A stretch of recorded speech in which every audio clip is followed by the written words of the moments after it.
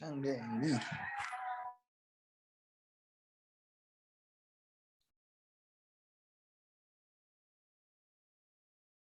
Assalamualaikum warahmatullahi wabarakatuh. Baik, di sini kami kelompok 8 akan mempresentasikan mengenai fisiologi olahraga. Di sini saya Erliana Indah Hidayati Saputri dan teman-teman saya. Yang pertama ada Aryo Pandu, yang kedua ada Denata, yang ketiga ada Felix, yang keempat ada Ida Nur Fitriawati, dan yang terakhir ada Tiara Sekar. Apa sih pengertian dari fisiologi olahraga? Fisiologi olahraga merupakan cabang ilmu fisiologi yang mempelajari perubahan fisiologis di tubuh pada saat seseorang berolahraga. Dengan mengetahui perubahan yang terjadi di tubuh, seseorang dapat merancang suatu program olahraga untuk mendapatkan perubahan optimal sesuai dengan yang diharapkan.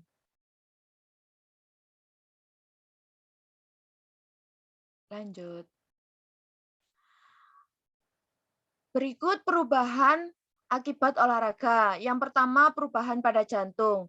Jantung akan bertambah besar dan kuat sehingga daya tampung besar dan denyutan kuat. Kedua hal ini akan meningkatkan efisiensi kerja jantung. Dengan efisiensi kerja yang tinggi, jantung tak perlu berdenyut terlalu sering, 1.200 denyutan dan dalam satu hari denyutan. Penghematan tersebut menjadikan jantung awet dan boleh diharap hidup lebih lama dengan tingkat produktivitas yang tinggi. Kemudian yang kedua, perubahan pada pembuluh darah. Elastisitas pembuluh darah akan bertambah karena berkurangnya timbunan lemak dan penambahan kontraksi otot dinding pembuluh darah. Elastisitas pembuluh darah yang tinggi akan memperlancar jalannya darah dan mencegah timbulnya hipertensi. Di samping elastisitas pembuluh darah yang meningkat, pembuluh-pembuluh darah kecil akan bertambah padat pula. Dan yang ketiga, perubahan pada paru. Bersamaan dengan perubahan pada jantung dan pembuluh darah, ketiganya bertanggung jawab untuk penundaan kelelahan. Yang keempat, perubahan pada otot.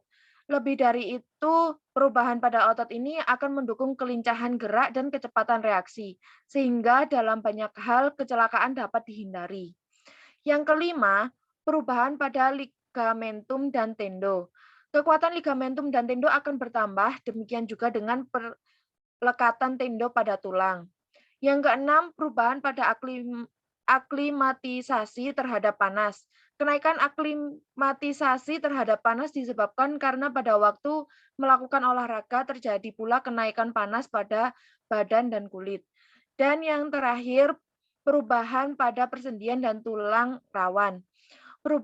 Latihan teratur dapat menyebabkan bertambah tebalnya tulang rawan di persendian sehingga dapat menjadi peredam atau shock absorber dan melindungi tulang serta sendi dari bahaya cedera.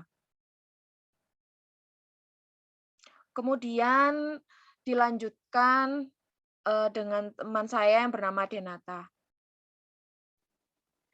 Oke, sekarang kita masuk kepada slide berikutnya, yaitu tipe latihan. Tipe latihan tertentu memberi dampak pada faal tubuh tertentu. Tipe latihan aerobik lebih dominan meningkatkan kapasitas aerobik, myoglobin, mitokondria, sel maupun cadangan okogen otot, serta meningkatkan konsentrasi enzim-enzim oksidatif atlet. Sebaliknya, tipe latihan anaerobik lebih dominan meningkatkan kapasitas anaerobik, sistem energi ATP, PC, dan glikosis anaerobik atlet. Kesesuaian tipe latihan terhadap atlet yang memiliki serabut otot dominan di antara kedua jenis otot tersebut akan lebih menjanjikan hasil yang optimal dibanding dengan penerapan tipe latihan yang sifatnya sama rata. Slide berikutnya. Atlet yang dominan memiliki serabut otot tipe 1 akan lebih menjanjikan jika diberi latihan yang bersifat aerobik. Sebaliknya, latihan anaerobik sangat penting diberikan kepada atlet yang dominan memiliki serabut otot tipe 2. 3 tipe latihan. intensitas. Ditetapkan secara spesifik pada setiap individu sesuai dengan kapasitas fisik yang dalam pelaksanaannya memerlukan pengawasan. Durasi. Latihan dengan intensitas tinggi dan durasi latihan pendek menimbulkan respon tubuh yang sama dengan latihan dan intensitas yang rendah dan durasi yang lama. Frekuensi latihan tergantung dari durasi dan intensitas latihan. Frekuensi latihan yang dapat dilakukan beberapa kali dalam sehari sampai dengan 5 kali dalam seminggu, tergantung jenis latihannya, keadaan fisik, dan tujuan latihan. Seorang dapat memberikan kapasitas fungsional 3-5. Latihan dapat dilakukan 2 kali sehari. Individu dengan jenis latihan beban sebaiknya juga berlatih 3 kali dalam seminggu. Yang berselingan. Latihan dengan frekuensi intensitas sebaliknya juga dilakukan dengan energi jenis latihan beban non-beban secara bergantian. Nah, itu adalah tipe latihan dan yang selanjutnya akan diberikan oleh teman saya yang bernama Tiara. Nah, yang selanjutnya yaitu beberapa rancangan prinsip-prinsip dalam latihan ya yang akan diringkas sebagai berikut. Yang pertama ada prinsip beban berlebih. Nah, di sini prinsip beban berlebih yaitu penjelasannya yaitu memaksa otot untuk berkontraksi maksimal sehingga merangsang adaptasi fisiologis yang akan mengembangkan kekuatan dan daya tahan. Dengan pemulihan yang baik, tubuh akan kembali pada kondisi kebugaran yang lebih tinggi daripada sebelum latihan. Yang kedua ada prinsip tahanan progresif, yaitu beban semakin ditingkatkan pada prinsip ini. Dengan cara ini otot selalu bekerja pada daerah beban berlebih atau overload zone. Setiap program latihan kebugaran dan conditioning akan sangat efektif apabila secara rutin latihan bertambah berat untuk setiap minggu atau 2 minggu. Prinsip ini didasarkan pada kenyataan bahwa tubuh akan selalu beradaptasi dengan keadaan atau stres yang baru. Nah, jadi di sini prinsip tahanan progresif yaitu dimulai dari intensitas yang rendah ke yang tinggi, jadi bertahap. Nah, kemudian ada prinsip susunan latihan. Kelompok otot yang lebih besar harus dilatih sebelum kelompok otot yang lebih kecil. Otot yang lebih kecil cenderung lebih cepat lelah, sehingga untuk menjamin terjadinya beban berlebih pada otot besar, otot tersebut harus dilatih sebelum otot yang lebih kecil. Sebagai contohnya, otot kaki dan otot panggul harus dilatih sebelum otot lengan. Jadi ini juga sama, harus ada susunan latihannya berprogres. Lanjut, ada prinsip spesifitas. Dalam teori SAIB atau Specific Adaptation to Improve Domain dari OSEA mengatakan bahwa tubuh hanya beradaptasi secara khusus terhadap beban yang diberikan. Dengan demikian beban latihan harus disesuaikan dengan tujuan. Jadi latihannya itu juga harus disesuaikan apa yang dibutuhkan pada saat latihan tersebut. Nah, lanjut ada prinsip latihan beraturan. Pada prinsip ini memberi adaptasi pada tubuh yang harus dilakukan latihannya secara teratur. Lanjut ada prinsip kembali asal. Di sini efek latihan akan hilang jika latihannya tidak teratur atau bahkan berhenti. Daya tahan aerobik akan menurun setelah 1 minggu tidak latihan, sedangkan kekuatan otot akan menurun setelah 1 bulan tidak latihan. Jadi di sini latihan itu harus bertahap dan dilakukan secara terus menerus seperti itu. Jadi agar performanya tidak kembali seperti semula yang tidak melakukan aktivitas latihan. Nah, lanjut ada prinsip individualitas. Di sini pada dasarnya beban latihan harus diberikan sesuai dengan kemampuan dan keterbatasan seseorang. Dengan demikian, melakukan pemeriksaan dan pengukuran awal merupakan hal yang mutlak. Jadi di sini kita harus mengetahui terlebih dahulu kebutuhan fisik apa yang diperlukan oleh salah satu atlet dengan cara melakukan biasanya itu tes dan pengukuran. Nah, yang terakhir ada prinsip beragam. Di sini kebosanan dalam berlatih merupakan fenomena yang selalu kita temui ya. Perlu dilakukan variasi dalam latihan, baik jenis latihan, metode latihan, maupun suasana berlatih. Jadi latihannya supaya tidak monoton. Yang selanjutnya akan dijelaskan oleh teman saya, yaitu Saudara Pandu.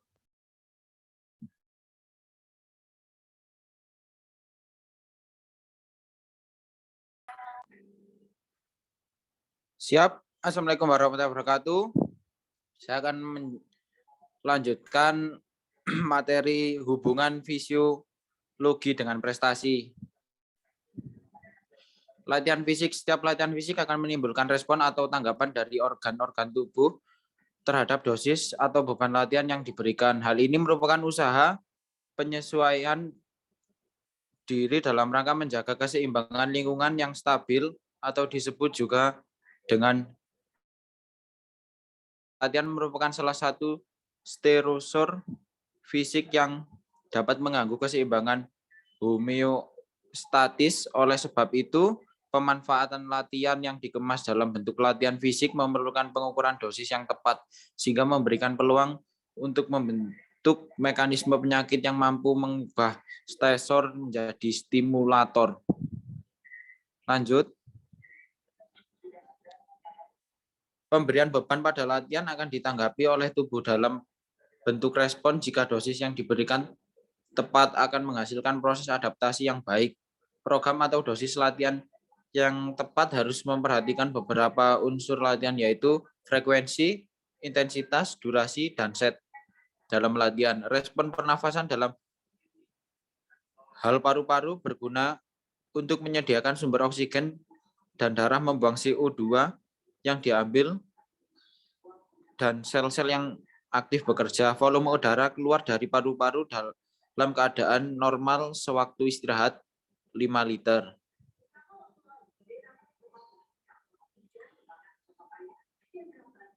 Menurut Liliani Puspa, endurek jantung paru tinggi dapat meningkatkan kemampuan prestasi. Latihan endurek pada umumnya daya tahan paru merupakan latihan yang bertujuan untuk meningkatkan kemampuan seluruh tubuh untuk selalu bergerak dalam tempo yang sedang sampai cepat yang cukup lama. Jadi yang dimaksud dengan endurek adalah kemampuan seseorang melaksanakan gerak dengan seluruh tubuh dalam waktu yang cukup lama dan dengan tempo sedang sampai cepat tanpa mengalami rasa sakit dan kelelahan berat. Karena dengan tingkat endurance yang tinggi, kualitas aktivitas yang berat seperti melakukan sprint sambil menendang bola.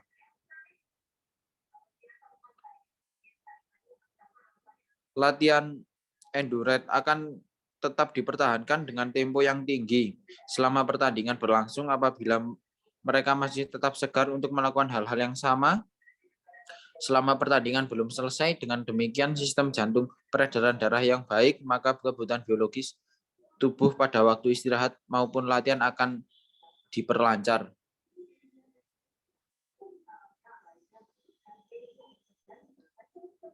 Perubahan badan ini antara lain berupa kenaikan kapasitas otot-otot rangka dalam membakar glukosa dan lemak untuk energi selama olahraga. Perubahan-perubahan ini menyehatkan yang bersangkutan dapat berlatih dalam waktu yang lebih lama tanpa mengalami kelelahan. Hal ini tentu dapat meningkatkan prestasi atlet.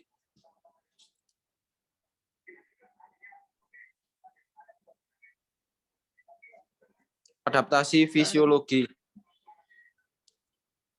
Adaptasi fisiologi merupakan bentuk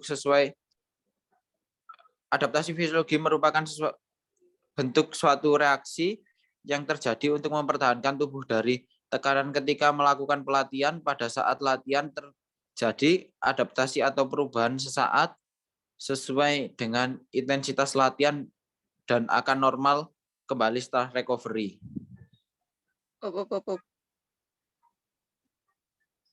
Cukup, mungkin dari saya cuma itu. Selanjutnya saya kembalikan lagi kepada kelompok saya.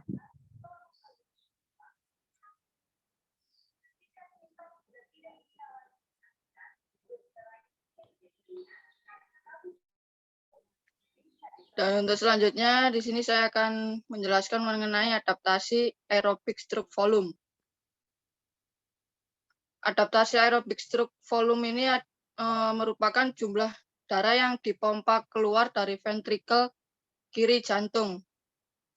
Dalam satu kontraksi ini juga perlu diingat bahwa darah ini masuk ke tubuh ketika pelatihan, terutama pada waktu latihan aerobik. Pada waktu latihan aerobik ini akan menyebabkan peningkatan volume. Hal ini dikarenakan bahwa peningkatan ukuran ventrikel kiri jantung akan terasa lebih efisien dan berkontraksi lebih kuat, dan akibatnya akan lebih banyak darah yang akan dipompa ke sekitar tubuh ketika melakukan latihan.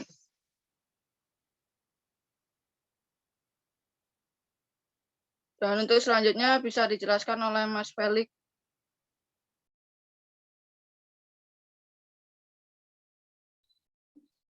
Oke, yang selanjutnya pengambilan oksigen. Pengambilan oksigen adalah kemampuan tubuh untuk menyerap oksigen ke dalam darah, mengangkut oksigen dan kemudian mentransfer ke dalam otot. Peningkatan penyerapan oksigen sebagai respon terhadap latihan dan memungkinkan pengiriman oksigen yang lebih cepat dan lebih efisien ke otot ketika menyangkut kapasitas paru-paru. Nah, yang selanjutnya hipertrofi otot.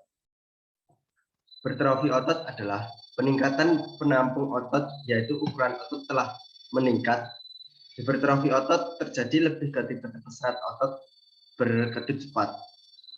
Yang pertama itu ada tipe 1 hidrohipertrofi lebih besar, terjadi dari latihan resistensi daripada latihan aerobik. Hipertrofi otot hasil dari peningkatan serat otot dan beberapa atlet menjadi lebih kuat dan seringkali lebih cepat sebagian akibat adaptasi lain. Yang kedua ada tipe 2, peningkatan enzim anaerobik IR untuk glikolis, meningkatkan kadar kreatin lebih cepat, menghilangkan pita tawa yang membantu menurunkan kadar asam dalam otot. Perubahan ini mengakibatkan atlet mampu mempertahankan intensitas anaerobik yang lebih tinggi untuk memulihkan sistem energi anaerobik. Nah, dalam ini lebih lama dan lebih cepat dan meningkatkan kekuatan dan kecepatan. Oke, terima kasih. Selanjutnya saya kembalikan ke moderator.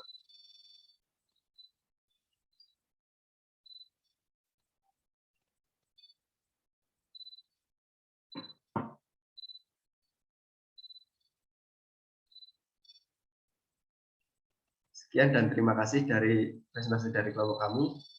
Wassalamualaikum warahmatullahi wabarakatuh.